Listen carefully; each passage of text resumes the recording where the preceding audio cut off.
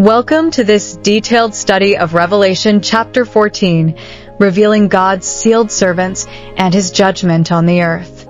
The Lamb on Mount Zion. God seals his people before judgment falls. 144,000 belong to Israel. Not the church, only the redeemed sing the new song. Spiritual purity means separation from false religion. 144,000 are the firstfruits of Israel's final redemption. Revelation 14, verses 1-5.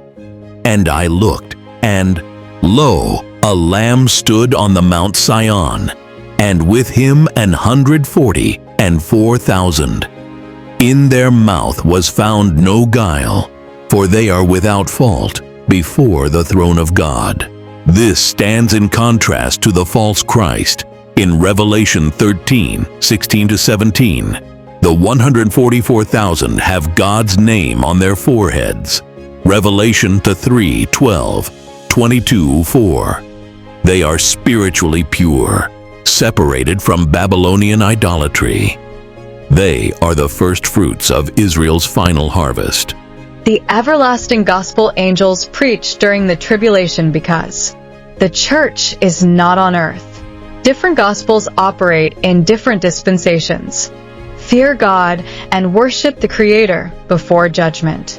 Revelation 14, 6-7. And I saw another angel fly in the midst of heaven, saying with a loud voice, Fear God, and give glory to him, for the hour of his judgment is come, and worship him that made heaven, and earth, and the sea, and the fountains of waters. This angel announces the everlasting gospel to the world during the Great Tribulation. It emphasizes fearing God as Creator, because his judgment is coming, contrasting with the church-age gospel of Paul. 1 Corinthians 15, 1-4. Babylon falls. Babylon is both a religious system and a political city. False religion intoxicates the nations and provokes God's wrath. Revelation 14:8. And there followed another angel, saying, Babylon is fallen, because she made all nations drink of the wine of the wrath of her fornication. Babylon is both a corrupt religious system and a political power. Her influence intoxicates the nations, leading to God's judgment. Warning against the beast taking the mark results in eternal, conscious torment. Tribulation salvation requires endurance and obedience. Refusing the beast leads to death on earth, but life in eternity. Revelation 14, 9-13. If any man worship the beast, he shall be tormented with fire and brimstone. Here is the patience of the saints. Here are they that keep the commandments of God and the faith of Jesus. Blessed are the dead which die in the Lord. Their works follow them. All who worship the beast face eternal torment.